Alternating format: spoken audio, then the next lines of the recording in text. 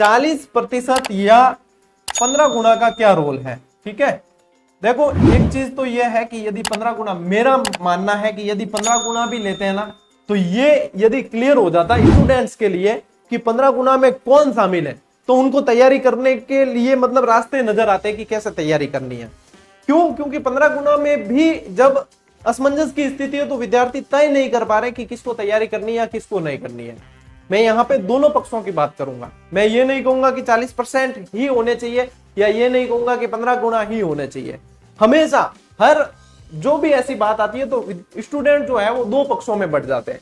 एक पक्ष ये कहेगा कि 40% होना चाहिए, दूसरा पक्ष कहेगा 40% नहीं होना चाहिए।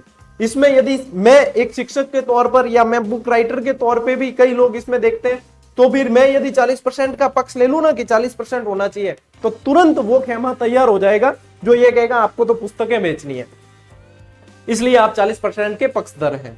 ठीक है, और यदि मैं 15 गुना का पक्ष लूंगा तब वो कहेंगे कि सर आप विद्यार्थी हितैषी अपने आप को कहते हो, लेकिन आपने हमारी 40% की मांग नहीं उठाई। हमेशा हर शिक्षक इस दुविधा से गुजरता है, लेकिन बहुत कम स्टूडेंट उनकी दुविधा को समझ पाते हैं। मैं निष्पक्ष रूप से आप लोगों के सामने ये बात रखूंगा और विद प्रमाण रखूंगा कि क्यों ये होना चाहिए। पहली चीज, यदि अपन बात करें कि 15 गुना वाला नियम की बात करें कि हाँ 15 गुना जो है वो, तो एक चीज तो ये कि 15 गुना या तो किए या तो पहले ही बात स्पष्ट हो जाती, तो विद्यार्थी डिसीजन ले पाते कि उनको जूनियर अकाउंटेंट की तैयारी करनी है या किसी और भर्ती को देखना है। क्योंकि 5-7 साल में जूनियर अकाउंटेंट आती है तो इनके लिए असमंजस की स्थिति बनी हुई है। जितने मेरे संपर्क में जो विद्यार्थी आए और जिन्हें मैं पर्सनली जानता हूं, उनके ओपिनियन के आधार पर मैं बता रहा हूं।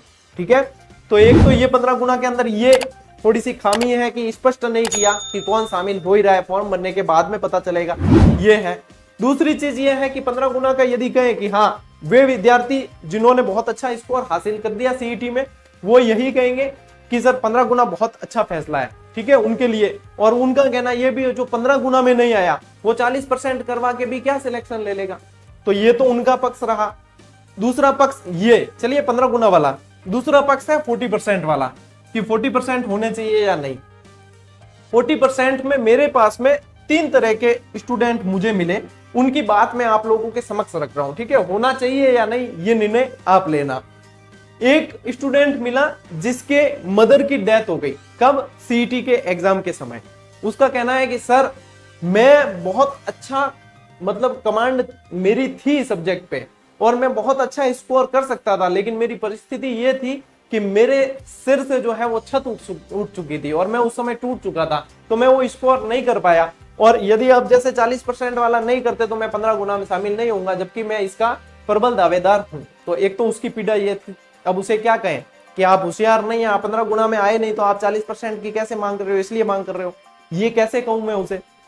दूसरा, वो विद्यार्थी मेरे संपर्क में आया जो ये कहता है कि सर मैं अकाउंट फील्ड से हूं, मैं कॉमर्स से हूं और ये भर्ती जो है कॉमर्स के विषय पर ही है। यदि आप सेकंड पेपर देखोगे तो उसके अंदर पूरा कॉमर्स के विषय हैं और हमारी जीके और ये इतना मजबूत नहीं हो पाता है, तो हम इसमें इतना स्कोर नहीं कर पाते, जबकि यहाँ पे आर्ट्स वाले बाजी मार लेते हैं। उनका ये कहना था एक विद्यार्थी का, और इसलिए वो यहाँ पे परसेंटेज हाई ले जाते हैं। लेकिन फिर जब जूनियर अकाउंटेंट हो रहा है तब उसके अंदर अकाउंट के फील्ड के जो पार्ट है उनमें फिर आर्ट्स वाले लगेंगे, और यदि उसमें क्योंकि बाद में लग जाएंगे, फिर उनको ये जो सेवा नियम है और इनकी जानकारी बहुत बेहतर चाहिए, तब जाकर जो है फिर कंपटीशन यहाँ पे मतलब इतनी फाइट नहीं हो पाएगी यदि इसमें ये करते हैं। ये दूसरा पक्ष था उसका कि ये चीज है ना। एक कॉमर्स वाले विद्यार्थी की बात रखी मैंने, एक जिसके साथ में परिस्थिति सही नहीं थी। एक तीसरा विद्यार्थी मुझे मिला, वो कहता है कि सर मैं उस समय इतना जबरदस्त बीमार था, उसने मुझे अपनी मेडिकल रिपोर्टें बताई कि ये देखिए मैं उस समय एडमिट था, मैं बहुत अच्छी तैयारी करके और एग्जाम दे सकता था, लेकिन मैंने एग्जाम दिया मजबूरी में। मैं एग्जाम हॉल में बैठा जरूर हूं, लेकिन मैं मानसिक रूप से बिल्कुल ही उसके लिए प्रिपेयर नहीं था, और मैं मतलब 40% से तो ऊपर हूं, लेकिन मैं 15 गुना में शायद ही शामिल हूं, जबकि मेरा जो है अकाउंट सेक्शन बहुत अच्छा है और मैं जीके भी बहुत अच्छा कर सकता हूं। तब उसे भी क्या कहे। अब ये 3 चीजें ऐसी सामने आई, तब मुझे लगा कि 40% वाला यदि दायरा करते हैं तो फाइट तो यहाँ पे भी होगी, और जो विद्यार्थी बहुत इंटेलिजेंट है और 15 गुना बहुत अच्छी तरीके से शामिल है तो उन्हें तो निश्चित रूप से भय होना ही नहीं चाहिए, वो तो वैसे भी निकाल सकते हैं। यहाँ पे उन विद्यार्थियों को फायदा मिल सकता है 40% के अंदर जिनके साथ में किसी परिस्थितिवश है ना। परिस्थितियां सभी की समान नहीं होती। जिनके किसी परिस्थिति वश पेपर बिगड़ा है और 5-7 साल बाद में अकाउंटेंट भर्ती वापस आती है, और इतना लंबा इंतजार कोई भी विद्यार्थी इस भर्ती के लिए नहीं कर सकता। तो एक पक्ष ये है, दूसरा पक्ष है 15 गुना। हम ये भी कहते 15 गुना सही है भैया, आपको इसके अंदर आना चाहिए था। 15 गुना भी कोई कम थोड़ी होते हैं, इतने होते हैं 15 गुना भी बहुत। भाई 5,000 लेने वहां 75,000 परीक्षाएं देंगे, पेपर लीक नहीं होंगे 15 गुना में, क्योंकि कम लोगों की परीक्षा करवानी है। तो ये एक अच्छा फैसला है 15 गुना वाला, कि पेपर लीक को बचाया जा सकता है।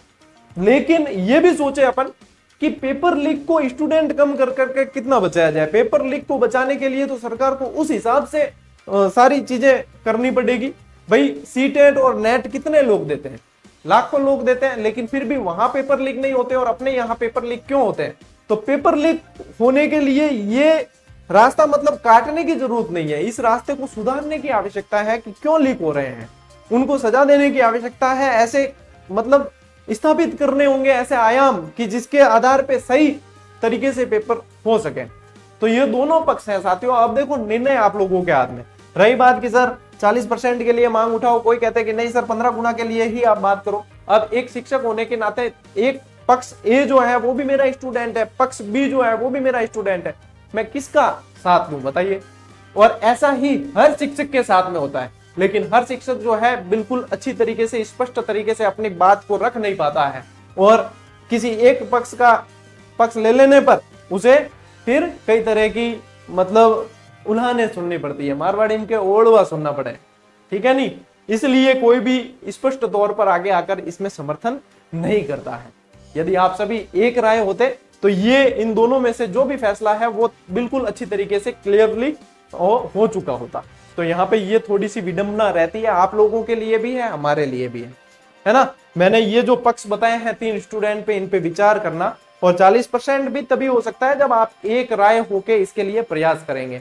आप किसी भी शिक्षक के भरोसे नहीं रहे इसमें, ठीक है, कि आप शिक्षक सर आप आइए और हमारा साथ दीजिए और आप संघर्ष करिए, हम आपके साथ हैं। नहीं, अपनी लड़ाई खुद लड़नी होती है।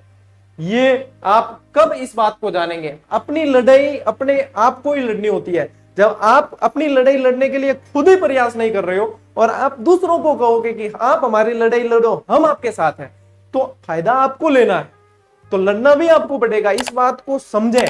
और छात्र नेता जो है या फिर आपके बेरोजगारों के नेता हैं, वो बिल्कुल इसका नेतृत्व कर सकते हैं, क्योंकि नेता शब्द ही इसीलिए है, नेतृत्व के लिए।